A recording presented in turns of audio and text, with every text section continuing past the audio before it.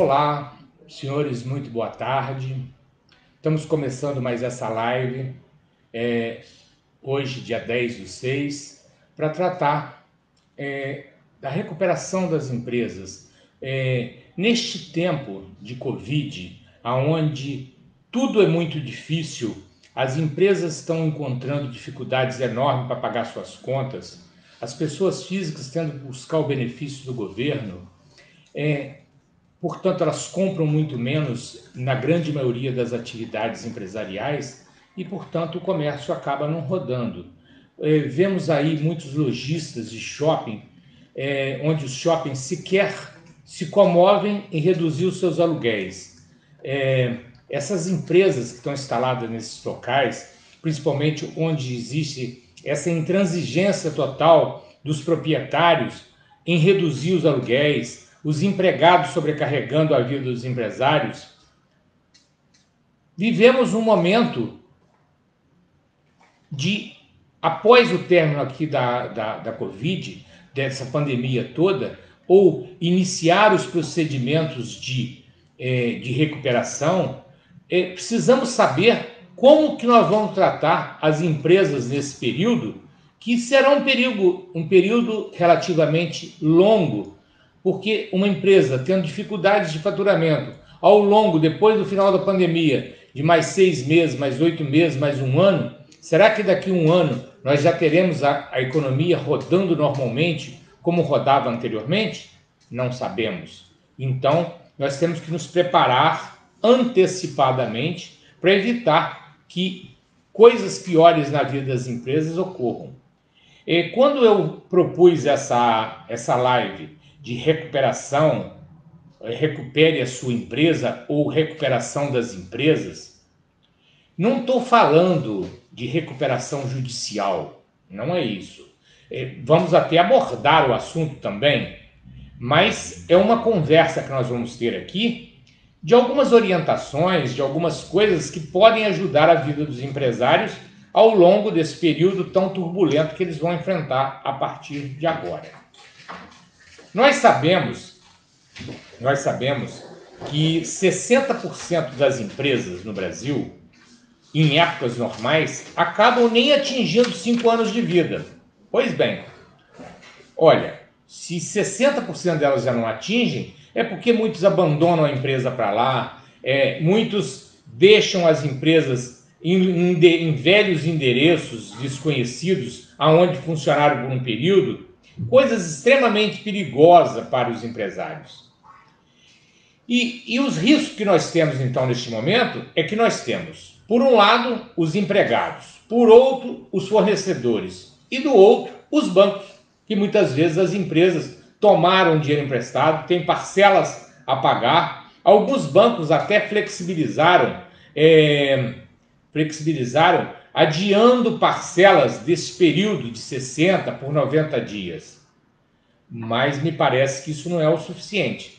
A partir já do mês de julho ou de agosto no máximo, essas parcelas já retomam normalmente e nós empresários, teremos que pagá-las. E a Covid veio de uma força e uma turbulência tão grande nas vidas de todos os empresários que causou muito problema e vai causar muito mais ainda, com certeza. Então, nós temos no Brasil a seguinte visão: 60% das empresas brasileiras são empresas de pequeno ou de médio porte. Nós temos 25% das empresas, em média, que são lucro presumido e 15% delas são lucro real.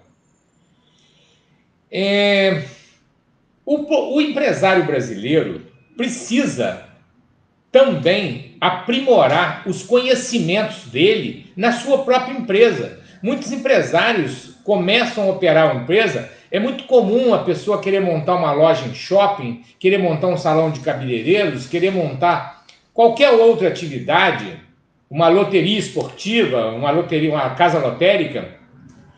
E primeiro você deve conhecer a sua atividade, porque se você conhecer bem a sua atividade, você terá mais facilidade sempre para conseguir colocar a sua empresa no trilho novamente. E isso é fundamental na vida do empresário, conhecer o seu negócio. Então, é o ponto. Quem sabe, ainda nesse período que nós temos ainda de pandemia, e as pessoas estão muito em casa, fazendo muito home office, não dá para tirar um tempinho para você conhecer melhor a sua empresa. Vocês precisam estudar melhor o seu negócio, precisam entender o que vocês têm na mão para vocês conseguirem recuperar a empresa, conseguir colocar no trilho. Dinheiro emprestado, sempre informo para meus amigos, ele é muito bom, mas ele tem que ser pago. Quando o banco oferece o dinheiro, a gente poderia perguntar ao banco: quem sabe você me empresta esse dinheiro, mas eu não tenho que devolver ele para você. Seria o melhor negócio do mundo. Mas, infelizmente, o banco, quando nos empresta, quer a devolução. E aí chega um momento como este, que não há receita, as coisas ficam completamente complicadas. Falando efetivamente, então, das recuperações, nós vamos tratar de dois tópicos específicos. A recuperação administrativa e o que ocorre com a recuperação administrativa. E depois nós vamos falar da recuperação judicial, os princípios, como é que essa se desenvolve, para vocês poderem entender melhor como é que isso ocorre. E o que é a recuperação judicial? A recuperação judicial ocorre por um trabalho feito pelo próprio titular da empresa, dentro da sua própria empresa, ou contratando uma consultoria especializada para ajudar você na sua gestão da sua empresa. E por onde nós devemos começar essa recuperação da nossa empresa? Pelo nosso próprio Prolabore, pela redução de determinados cargos de salários na nossa empresa que podem ser reduzidos. Porque quando nós estamos em épocas normais, que o faturamento é normal, ele é consistente, ele é contínuo, a gente muitas vezes se deixa levar por isso e acaba mantendo determinados cargos e postos que não deveríamos, vamos dizer assim. Então, é momento. Precisamos de estudar mais com os fornecedores de matérias-primas ou de produtos para a nossa indústria ou para o nosso comércio, ou até mesmo os materiais são empregados na prestação de serviços, e grande parte desse material é o trabalho, são os funcionários. Precisamos de equalizar, precisamos de sentar na mesa com os bancos e reprogramar nossas dívidas. Precisamos de mostrar para o banco que ele está sufocando a empresa e propor novos acordos. Mostrar aos nossos fornecedores que naquele formato de negócio nós não poderemos mais comprar deles. E excluir os funcionários que não precisamos no quadro de funcionários. Aonde é que a Fradema pode ajudar as pessoas que querem propor ou partir para uma recuperação administrativa de suas empresas? Primeiro, a nomeação por nós de um consultor que vai estar agregado diretamente à sua empresa para que você possa ter uma melhor gestão do seu negócio. Mas levar um profissional a mais para lá apenas não vai resolver. Você tem que dar poderes para ele. Poder de decisão, poder de demissão, poder de melhoria do quadro. E o que mais? Nós podemos, neste momento, propor determinados procedimentos para renegociação junto aos bancos, propor com os fornecedores e por aí afora. E num consenso de relacionamento do empresário com a consultoria, fazer uma adaptação da empresa para retomar o mercado e cuidar da sua vida. Este tempo nunca é menor do que um ano. Não se recupera um negócio de anos, 4, 5, 8, 10 anos que a empresa existe, e depois dela entrar numa crise profunda, gerada pela pandemia ou não, em 1 mês, 2 meses, 3 meses. Isso é um trabalho de médio porte, aonde vamos fazer estudos, vamos apresentar determinados planos e vamos buscar mecanismos para se recuperar a empresa. Mas é preciso sempre que o empresário entenda que a empresa que dá prejuízo o tempo todo, o caminho para ela é ser fechada, mudar de negócio. Bom, esse negócio não dá lucro nunca, só dá prejuízo. Nós não podemos continuar com o negócio da prejuízo a vida toda. Vamos continuar cada vez mais devendo tributos, cada vez mais pegando dinheiro emprestado, cada vez perdendo nosso patrimônio pessoal para poder manter o negócio, manter uma aparência. Não podemos viver de aparência. Negócio foi feito para se ganhar dinheiro. Há momentos que você perde dinheiro em um negócio, mas não pode ser sempre. É muito comum, às vezes, algum empresário resolve abrir um negócio para ele próprio ou para sua esposa. Ah, vou colocar a minha esposa para trabalhar num shopping porque ao menos ela tem alguma atividade. E aquilo começa a dar prejuízo em larga escala. Esse negócio tem que ser fechado, não pode continuar, vai comprometer o patrimônio. Recentemente, eu tive fazendo uma conta, em uma sonegação mensal de 20 mil reais, 20 mil reais, uma sonegação de uma empresa de 20 mil reais é um número muito pequeno, é uma lojinha. Mas o empresário que sonega ao longo de 5 anos, 20 mil reais mensal, ele está sonegando ao longo de um ano 240 mil reais. Ao longo de 5 anos, ele sonegou 5 anos, 1 milhão, quase 1 milhão e 100. Bom, se amanhã ele for autuado, ele vai receber uma autuação de 270 mil reais de imposto, mais 75% de multa, mais correção monetária. Essa conta chega a 500 mil reais. E você aí começa a colocar o seu patrimônio no jogo. Então nós não devemos partir para esse mundo. Nós devemos sim recolher todos os tributos, pagar todas as obrigações em dia e gerar novos empregos e levar nosso negócio sempre com lucratividade. Então esta é a nossa recuperação administrativa. É uma propositura de acordos com os diversos credores para que o negócio volte a ficar equilibrado. E agora nós vamos falar um pouco da recuperação judicial. A lei que rege a recuperação judicial no Brasil é a Lei 11.101.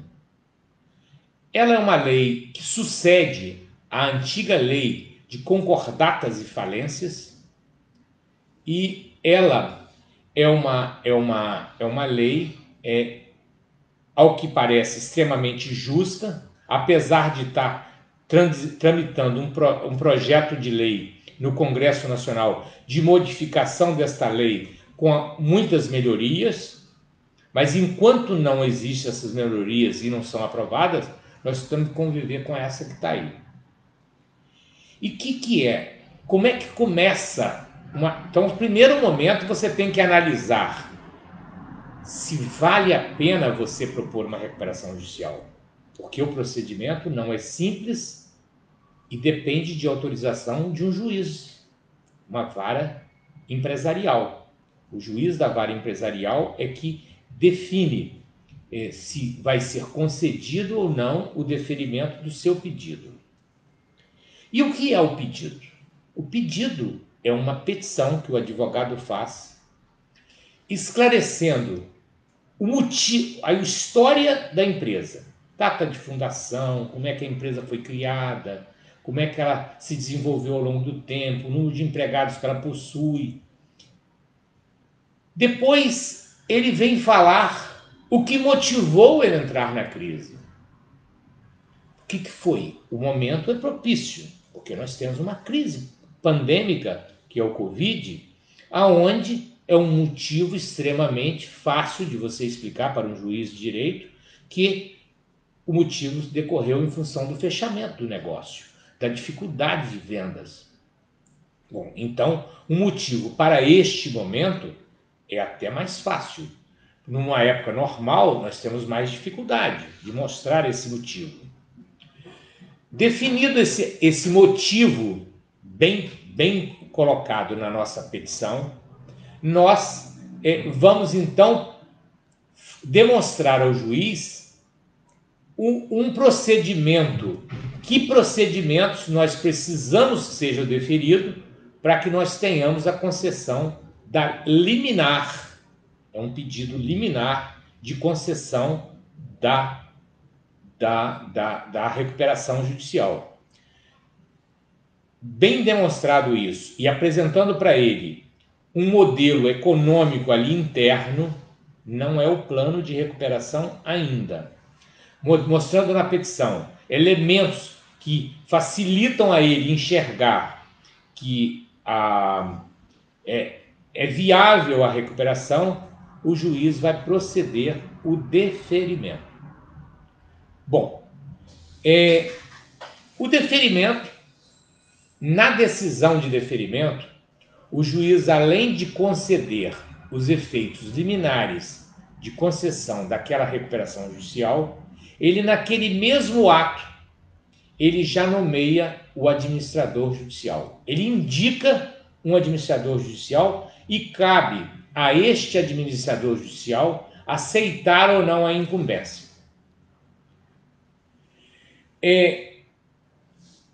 Então ele deferiu, suspendeu, ele oficia todos os órgãos de junta comercial, ele oficia Receita Federal, que vai já colocar no seu CNPJ em recuperação judicial, o nomezinho vai aparecer da empresa e vai aparecer em recuperação judicial. Ele vai oficiar a portos e aeroportos, ele vai comunicar ao Banco Central, ao COAF, a todos os órgãos que envolvem a administração de recursos e patrimônios, ao CNJ, Conselho Nacional de Justiça. Ele vai oficiar a todos os órgãos para que eles tomem ciência que, a partir daquele momento, aquela empresa está sob recuperação judicial. Esta questão essa questão da nomeação pelo juízo do administrador judicial, e cabe a ele aceitar ou não, é porque logo quando ele aceita, ele já vai estabelecer os honorários mensais que ele vai receber da empresa para aceitar aquele encargo.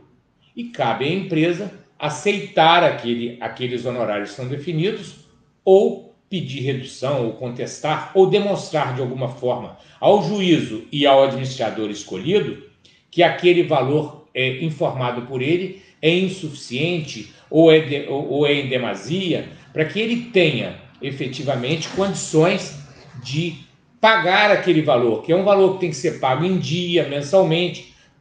E qual é a função desse administrador? Esse administrador vai pessoalmente até a empresa, e aí eu quero fazer uma pequena interrupção e uma observação. Uma empresa que tem uma contabilidade desorganizada, de cara ela não deve pedir recuperação judicial, porque ela vai ter problema com o administrador. Imagina, por exemplo, uma empresa onde a contabilidade é classificada tudo por caixa.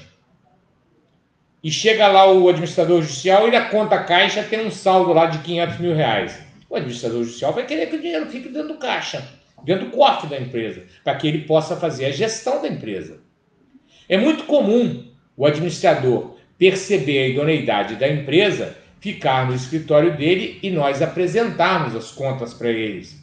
Nós mostrarmos para eles como é que está o andamento das coisas, como é que está o pagamento de toda os fornecedores, de todo o andamento, a movimentação bancária, e ele faz um relatório disso e apresenta para o juiz da recuperação judicial e dá o parecer dele quinzenal, semanal, mensal, de acordo com o que ele estabelece com o juízo daquela vara.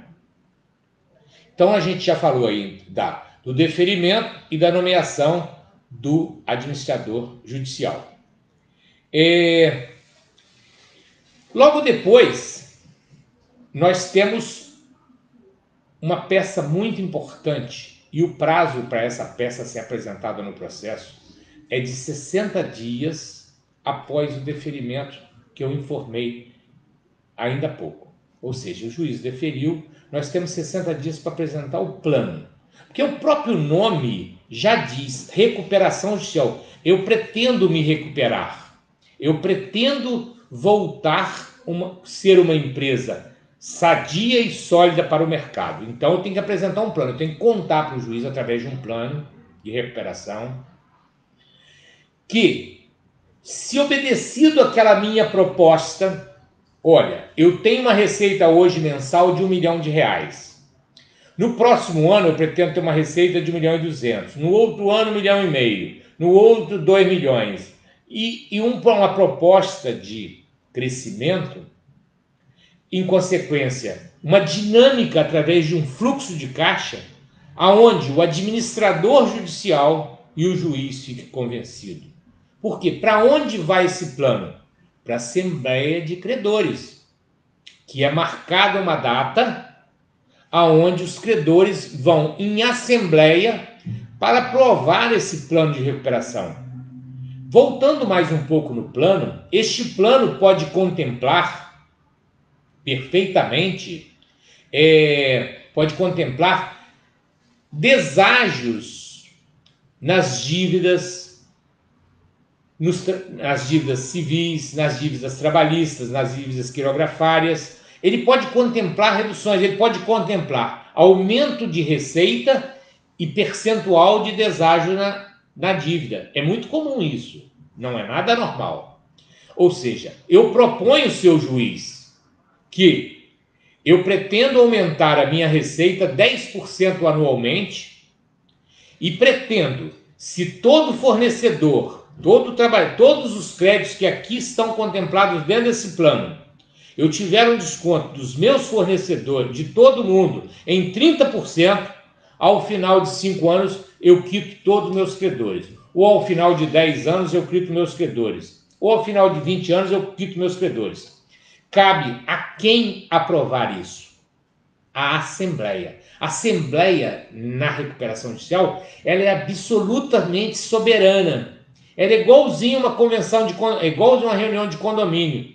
O condomínio que não comparece perdeu o direito de voto. O credor que não aparece na Assembleia de Credores perdeu o direito de voto dele. E os credores que estão presentes votam e decidem pela maioria. Foi aprovado o meu plano de recuperação judicial com deságio de 30% de minhas dívidas e crescimento da minha receita em 10% anualmente. Neste plano de recuperação também pode estar contemplado a venda de ativos, a venda de um patrimônio pessoal do sócio, a venda da marca da sociedade. Tudo isso são receitas que podem surgir na recuperação para que nós incrementamos o negócio, para que esse negócio possa voltar a dar bons frutos para o mercado e para os empregados e para toda a gestão da empresa.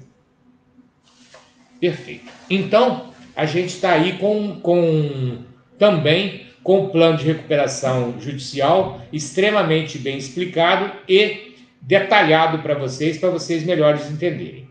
Neste plano de recuperação, vai estar lá, como já mencionei, trabalhista, créditos civis, quirografários, tributos vão entrar lá dentro do plano, mas eles não comporão em nada a recuperação judicial. Os tributos, o que está excluído da recuperação judicial? Os tributos e as dívidas contraídas com garantia real. Eu quero dizer para vocês que o juiz da recuperação judicial, ele é universal. O que quer dizer universal? Ele tem um comando sobre todas as outras áreas. Então, está tendo uma execução fiscal numa vara federal e o juiz da vara federal quer levar a leilão um imóvel da companhia. E este imóvel está lá dentro da recuperação judicial. Então, o juiz da vara de recuperação, ele tem o poder de oficiar o juiz federal e mandar paralisar. Por quê? Porque quem está recuperando quer voltar ao mercado e quer pagar a todo mundo. Então, ele não deixa... um processo trabalhista está levando um bem da empresa a leilão ou está penhorando as contas bancárias.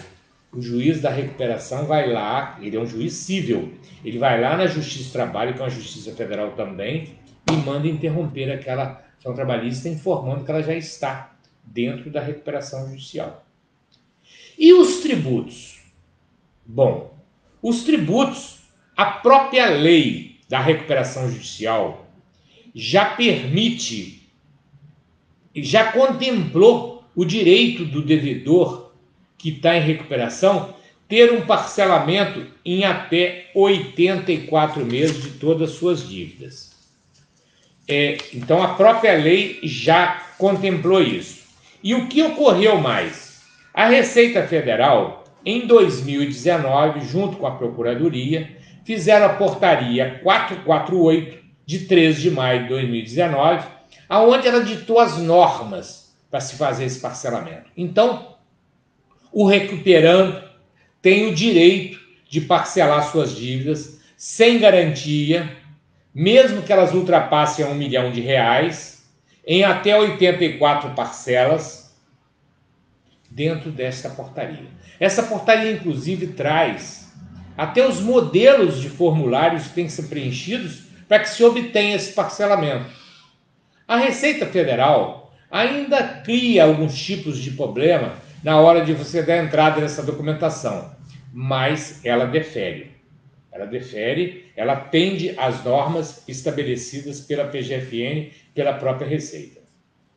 Bom, e os débitos com garantia real? Esses débitos por si só, o banco, o factory que emprestou esse dinheiro, ou um fornecedor que eventualmente vendeu algum produto e exigiu em garantia um determinado bem, ele poderá executar esse bem se você não pagar a dívida a ele. Então, por isso que esses débitos ficam fora da recuperação, porque você fez um acordo e você deu aquele bem em garantia. E muitas vezes esses bens são dados como alienação fiduciária. Aí que não há possibilidade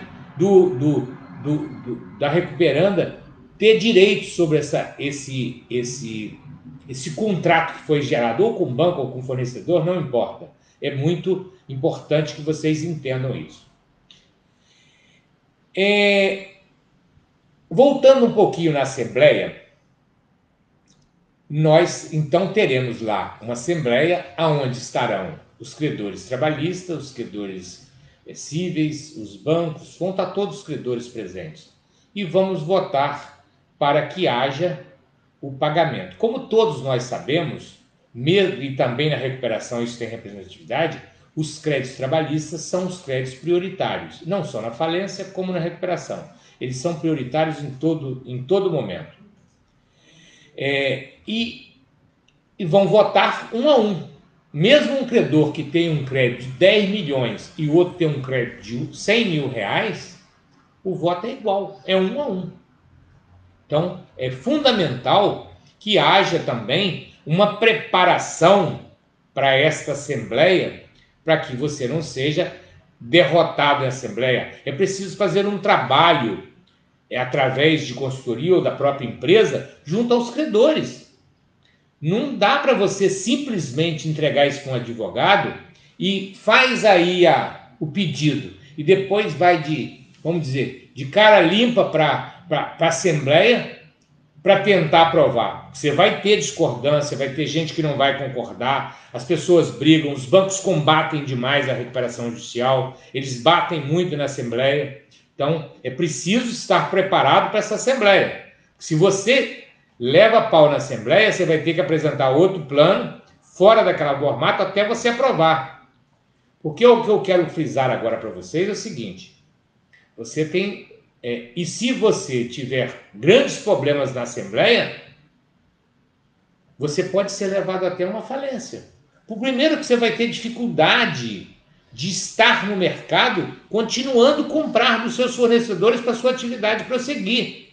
O fornecedor vai, opa, eu só posso vender à vista para esse meu cliente que está tentando obter uma recuperação, que está com problemas na recuperação dele. Eu não vou ter crédito, os bancos não vão me dar crédito, os fornecedores não vão me vender a prazo, vou ter que comprar tudo à vista. Então é preciso de muito planejamento para uma recuperação judicial. Deferido, já deferimos a liminar lá atrás e deferimos agora também, foi aprovado o plano de recuperação. É a terceira fase da nossa conversa aqui hoje. A partir desse momento, as compras que foram feitas a prazo pela empresa recuperanda não podem mais ser atrasados. Se um título for protestado apenas, o juiz da recuperação pode decretar a falência da empresa recuperanda. Então, é preciso... Por que os fornecedores continuam vendendo normalmente para uma empresa que está em recuperação judicial? Porque eles sabem que quem está comprando não pode mais atrasar aquelas compras que foram feitas dele. Por isso a importância do deferimento correto dessa recuperação e uma correta administração do seu caixa para que não haja esses inconvenientes todos. Os bancos que emprestaram dinheiro sem garantia real entram na recuperação judicial e podem ser negociados com os descontos normais de uma recuperação judicial. Não impede de você até negociar fora da recuperação um desconto maior do que aquele, que é uma prática de mercado, os bancos concederem descontos maiores quando essas dívidas vão ficando mais velhas, e especialmente para quem está em recuperação. Você pode e tem o direito de negociar e buscar um melhor resultado para a sua recuperação. Se essa recuperação, ao longo do tempo, não for cumprida, fatalmente o juiz vai decretar a falência. A falência no Brasil, senhores, é algo muito desaconselhável por todo consultor. Por quê? O sócio da empresa falida, ele está impedido de praticar atos de comércio para o resto da vida. Ele está impedido de sair do país. Ele está impedido de muitas coisas. Então, a falência não é aconselhável quase em momento algum. Este é até um conselho para quem pensa em fazer uma recuperação judicial, que pense muito neste assunto, porque ela tem que ser muito bem planejada e muito bem estudada. Primeiro, que você vai ter um custo inicial na contratação de um escritório de advocacia especializado em recuperação. Segundo, você terá honorários de um administrador judicial, que é absurdamente caro. Você terá, depois, o controle disso ao longo do tempo e uma possibilidade de, não cumprindo o plano de recuperação, de uma quebra. Você pode, lá na frente, depois de 2, 3, 4 anos, até apresentar ao juízo alguma dificuldade que você teve e tentar remodelar o seu plano de recuperação. Mas terá que ser convocado nova assembleia para aprovar um novo plano de recuperação. Fato que dá muito trabalho. Então, com isso, nós explicamos também um pouco como é que funciona a vida das empresas após o deferimento da recuperação, que são momentos de dificuldade. Nos primeiros momentos, eu disse que os fornecedores vendem porque ela tem recuperação, não pode atrasar mais. Há sempre dificuldades. Os fornecedores de grande porte, as empresas multinacionais, têm restrições, sim, a vender em empresas que estão em recuperação e muitas vezes pedem garantias adicionais para poder continuar vendendo. Basicamente, é esse o tema de hoje de nossa live. Eu espero ter podido explicar a todos que estão nos assistindo, que vão assistir essa live no futuro, que vai ficar em nossas redes, e agradecer a todos que disponibilizaram esse tempo para nos ouvir um pouquinho. Tenham todos uma boa tarde, muito obrigado.